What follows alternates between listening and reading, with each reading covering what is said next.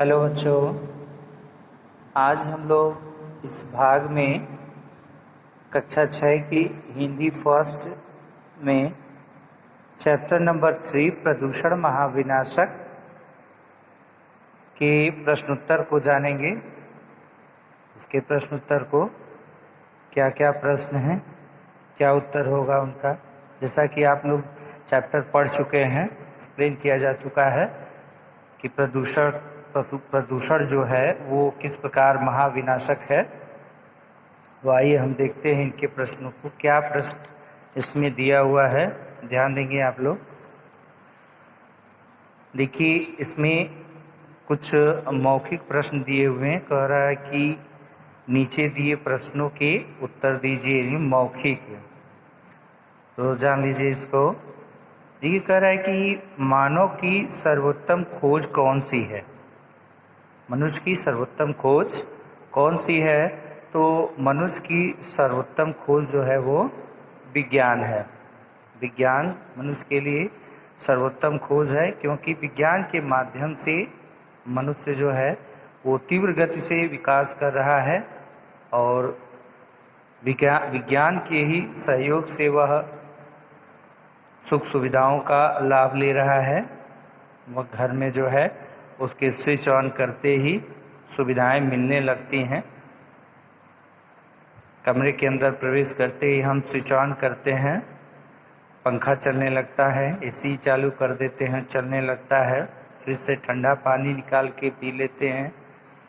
यानी विज्ञान के सहयोग से हमारा जीवन जो है वो सुखमय हो गया है। लेकिन कहीं न कहीं जो है वह दुष्परिणाम भी है। चलिए वो अब बाद में। फिर देखिए अगला प्रश्न, पृथ्वी को संकट में किसने डाल दिया है? पृथ्वी को संकट में किसने डाल दिया है? तो पृथ्वी को संकट में हम मनुष्यों ने डाला है। पृथ्वी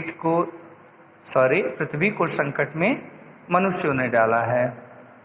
वनों की कटाई क्यों की जाती है? फिर वन क्यों काटे जा रहे हैं? जैसा कि चैप्टर में हमने पढ़ा कि जनसंख्या की वृद्धि इसका मेन कारण है। मुख्य कारण इसका जो है जनसंख्या की वृद्धि है, और जिसकी वजह से जो है तमाम प्रकार के रिहायशी घर रहने के लिए बनाए जाते हैं और तमाम उद्योग धंधों की स्थापना की जा रही है, जिसके लिए वनों की अंधाधुंध कटाई हो रही है, जिससे प्रकृति का संतुलन जो है वो बिगड़ रहा है। तो वनों की कटाई क्यों की जाती है? वनों की कटाई जो है घर बनाने के लिए, उद्योग धंधे स्थापित करने के लिए, खेती करने के लिए की जाती है। नदियाँ नालों में क्यों परिवर्तित हो गई हैं? नदियाँ नालों में क्यों परिवर्तित हो गई हैं? देखिए, प्रदूषण में फैक्ट्रियों का, जो उद्योग धंधे हैं, उनके रासायनिक मलबे, घरों का कचरा और नालों का पानी नदियों में जा रहा है, और नदियाँ भी नाला ही बन चुकी हैं, उसमें कचरा ही बह रहा है। इसलिए नदियाँ जो हैं वो नालों में परिवर्तित हो गई हैं। वायु प्रदूषण के कारण कौन कौन सी समस्याएं उत्पन्न हो गई हैं? तो वायु प्रदूषण के कारण तमाम प्रकार की समस्याएं उत्पन्न हो गई हैं। देखिए, वायु प्रदूषण से तमाम प्रकार के लंग्स के बीमारी हो रही हैं, यानी श्वसन संबंधी तमाम बीमारियां हैं जो वायु प्रदूषण के कारण हो रही है। अस्थमा है, सांस लेने की समस्या है, तमाम समस्याएं हैं। अगला देखते हैं हम। देखिए, ये तो आपका मौखिक प्रश्न था। अब हम देखते हैं लिखित प्रश्न। ये इसको आप जो है अपनी कॉपी में इसको नोट कर लेंगे, लिखेंगे आप। प्रदूषण के कितने प्रकार हैं? प्रदूषण 3 प्रकार के होते हैं, जल प्रदूषण, वायु प्रदूषण और ध्वनि प्रदूषण। और सबको मैंने बताया है एक्सप्लेन करते समय कि कैसे वायु प्रदूषण होता है, ध्वनि प्रदूषण का कारण जो है, और जल प्रदूषण का कारण।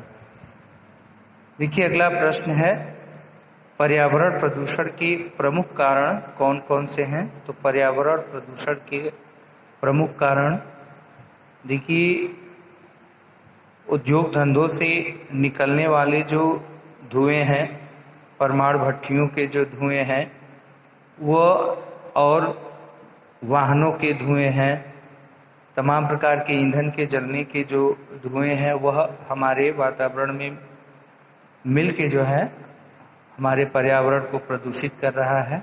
इससे जो है वायु प्रदूषण होता है और ध्वनि प्रदूषण, ये भी पर्यावरण प्रदूषण के अंतर्गत ही है। ध्वनि प्रदूषण जैसा कि हम जानते हैं कि मंदिर, मस्जिद, गुरुद्वारों में तमाम प्रकार के भजन कीर्तन होते हैं जो माइक लगा के होते हैं, माम आवाज़ें होती हैं, उनसे ध्वनि प्रदूषण होता है। और जल प्रदूषण, जल प्रदूषण भी जल में जो है कचरा बहने के कारण, देखिए उद्योग धंधों से निकलने वाले रासायनिक मलबे, घरों के कचरे, नालियों का पानी, नालों का पानी जो भी है वो नदी में बह के मिल रहा है, जिससे जो है जल प्रदूषण की समस्या उत्पन्न हो रही है। अब जो है मृदा, वायु प्रदूषण और ध्वनि प्रदूषण, वायु प्रदूषण, जल प्रदूषण, तो जल भी प्रदूषित हो रहा है। पेय जल के संकट उत्पन्न हो जा रहे हैं कहीं कहीं पे। देखिए अगला प्रश्न है, प्रदूषण रोकने के कौन कौन से उपाय हैं। अब प्रदूषण रोकने के कौन कौन से उपाय हैं। प्रदूषण को रोकने के लिए तमाम प्रकार के उपाय हैं, जैसे कि देखिए हमें अपने आसपास गंदगी नहीं करनी चाहिए और प्लास्टिक के सामान को कम से कम यूज़ करना चाहिए। प्लास्टिक के तमाम प्रकार के बर्तन हैं, थैले हैं, तमाम चीज़ें बन रही हैं, उनका उपयोग हम कम से कम करें, नहीं तो कचरे का महल बन जा रहा है हमारे आसपास। वृक्षों को लगाएं जिससे प्रकृति जो है हरी भरी रहे और प्रकृति का संतुलन बना रहे। ध्वनि कम से कम करें। वैवाहिक कार्यक्रमों में डीजे आदि के बजाने पर पाबंदी हो। अगला प्रश्न है, किसने भूमि को दूषित और विषैला बना दिया। देखिए भूमि को दूषित और विषैला किसने बनाया है। जैसे हम कृषि कार्यों में फसल को सुरक्षित करने के लिए या फल को, सब्जियों को तमाम प्रकार के कीड़े लगते हैं, उनकी सुरक्षा के लिए हम उसमें रासायनिक कीटनाशक दवाओं का इस्तेमाल करते हैं, जिसकी वजह से वह जल में घुलते हैं और मिट्टी में जो है उसको विषैला बना देते हैं। तो इससे जो है भूमि दूषित और विषैला बन जा रहा है। ध्वनि प्रदूषण के क्या प्रभाव होते हैं। देखिए ध्वनि प्रदूषण के कारण हमें श्रवण संबंधी बीमारियां होती हैं। मानव प्रकृति के साथ क्यों खिलवाड़ करने लगा। मानव प्रकृति के साथ क्यों खिलवाड़ करने लगा। प्रकृति देखिए आजकल से जो मानव जो है वो सचा रहा है प्रकृति का, लेकिन मानव अब प्रकृति के विमुख हो चुका है और वह अपनी विकास की गति में, इतना तेज विकास की गति में आगे बढ़ रहा है कि वह प्रकृति के साथ खिलवाड़ कर रहा है। यानी मनुष्य अपने विकास के लिए प्रकृति के साथ खिलवाड़ कर रहा है। मनुष्य ने किसका सर्वाधिक उपयोग कर कचरे के महल खड़े कर लिए हैं। देखिए सीधी सी बात है, आप कहीं भी निकलते हैं शहर में या गांव में, देखिए एक कचरे की व्यवस्था होती है, वहाँ पर जो है इकट्ठा कचरा लोग कर देते हैं। कहीं कहीं शहरों में देखने के लिए मिलता है कि वहाँ एक पर्टिकुलर स्थान होता है, विशेष स्थान, जहाँ पर कचरा ही डाला जाता है और उसको देखने से ऐसा पता चलता है जैसे कचरे का महल बन गया हो। तो मनुष्य ने किसका सर्वाधिक उपयोग कर, प्लास्टिक का, किसका सर्वाधिक उपयोग करके, प्लास्टिक का सर्वाधिक उपयोग करके वह अपने लिए कचरे के महल खड़े कर लिए हैं। नेक्स्ट देखते हैं हम प्रश्न। देखिए अब दीर्घ उत्तरीय प्रश्न है, वन्य जीवों की प्रजातियों के विनष्ट होने के 3 कारण बताइए। तो वन्य जीवों की प्रजातियों के विनष्ट होने के भी 3 कारण हैं। देखिए वनों की कटाई है, वनों की कटाई की वजह से जो है तमाम प्रकार के जीव जंतु की प्रजातियां जो हैं वो समाप्त हो रही हैं और रेडियो किरणें जो निकलती हैं उससे भी जो है जीव जंतुओं की प्रजातियों को हानि पहुंच रही है, जिससे उनकी संख्या में जो है लगातार गिरावट बना हुआ है। अगला प्रश्न है, कार्बन की मात्रा किस कारण बढ़ने लगी है। तो कार्बन की मात्रा देखिए, धुएं में कार्बन की मात्रा अधिक होती है। धुआं जो है घुलने के कारण हमारे पर्यावरण में धुआं घुल रहा है, तमाम उद्योग धंधों की चिमनियों से धुएं निकलते हैं, परमाणु की भट्टियों से धुएं निकलते हैं, जो ईंधन जलते हैं, बड़ी बड़ी गाड़ियां चलती हैं उनके ईंधन जलते हैं और विषैले धुएं निकलते हैं, जिसके कारण जो है कार्बन की मात्रा हमारे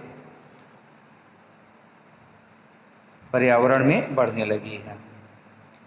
मौसम की अनिश्चितता के कारण कैसी स्थिति उत्पन्न होने लगी है? तो मौसम की अनिश्चितता के कारण कैसी स्थिति, देखिए हम जानते हैं कहीं अनावृष्टि कहीं अतिवृष्टि। मौसम की अनिश्चितता के कारण यानी कहीं पे देखिए जब प्रकृति का संतुलन बिगड़ जाता है तो कहीं पे इतनी अधिक वर्षा और कहीं पे एकदम सूखा, कहीं एकदम डूब जाता है, कहीं सूखा पड़ जाता है। इस प्रकार की स्थिति उत्पन्न होने लगती है, यानी कहीं अनावृष्टि कहीं अतिवृष्टि। अनावृष्टि मतलब सूखा और अतिवृष्टि का मतलब अधिक वर्षा। देखिए बहुविकल्पीय प्रश्न है, कुछ सही उत्तर चुनकर सही का निशान लगाना है। पर्यावरण दिवस कब मनाया जाता है? तो 5 जून को यह दिवस मनाया जाता है। आदि मानव और प्रकृति एक दूसरे के लिए क्या थे? तो सहचर, जलचर, नभचर, सहचर हैं थे। कौन सी गैस जीवनदायक है? तो ऑक्सीजन है जीवनदायक। देखिए आगे फिर इसमें पाठांश दे रहा है, गद्यांश। पठित गद्यांश को पढ़कर प्रश्नों के उत्तर दीजिए। ये विषैली गैसें मनुष्य के शरीर में पहुंचकर हानि पहुंचाती हैं। वायु प्रदूषण ने सांस संबंधी रोगों जैसे अस्थमा, फेफड़ों का कैंसर आदि अनेक रोगों को उत्पन्न कर दिया है। वनों की अंधाधुंध कटाई ने विषैली गैसों के संकट को गहरा दिया है। आज मौसम अनिश्चित हो गए हैं, कहीं अनावृष्टि अकाल लाती है तो अतिवृष्टि बाढ़ की स्थिति ले आती है। सर्दी गर्मी वर्षा का चक्र टूट रहा है, जो चक्र है प्रकृति का वो टूट रहा है। रासायनिक उर्वरकों और कीटनाशक दवाइयों के छिड़काव ने भूमि को दूषित और विषैला बना दिया है। इन दवाइयों से युक्त फल सब्जी विषाक्त हो गए हैं। देखिए इन्हीं गद्यांश को पढ़ करके हमें इन प्रश्नों का उत्तर लिखना है। तो पहला प्रश्न इसमें क्या दे रहा है? विषैली गैसें किस प्रकार हमारे शरीर को नुकसान पहुंचा रही हैं? विषैली गैसें किस प्रकार हमारे शरीर को नुकसान पहुंचा रही है? देखिए विषैली गैसें जो है हमारे शरीर को नुकसान पहुंचा रही हैं, हमें तमाम प्रकार की बीमारी हो रही है, श्वसन संबंधी बीमारी हो रही है, जिसमें अस्थमा है, फेफड़ों का कैंसर आदि है। किसने विषैली गैसों के संकट को गहरा दिया है? किसने विषैली गैसों के संकट को गहरा दिया है? तो देखिए वनों की अंधाधुंध कटाई ने विषैली गैसों के संकट को गहरा दिया है। फल सब्जी विषाक्त क्यों हो रहे हैं? रासायनिक उर्वरकों और कीटनाशक दवाइयों के छिड़काव ने भूमि को दूषित और विषैला बना दिया है, इसीलिए जो है फल और सब्जी जो है विषाक्त हो रहे हैं। इसको हम नहीं करेंगे, यहाँ से लिख लेंगे कि इन दवाइयों से युक्त फल सब्जी विषाक्त हो गए हैं। किन दवाइयों की? रासायनिक कीटनाशक दवाई जो उर्वरक हैं उनके इस्तेमाल से, प्रयोग से जो है फल और सब्जी विषाक्त हो गए हैं।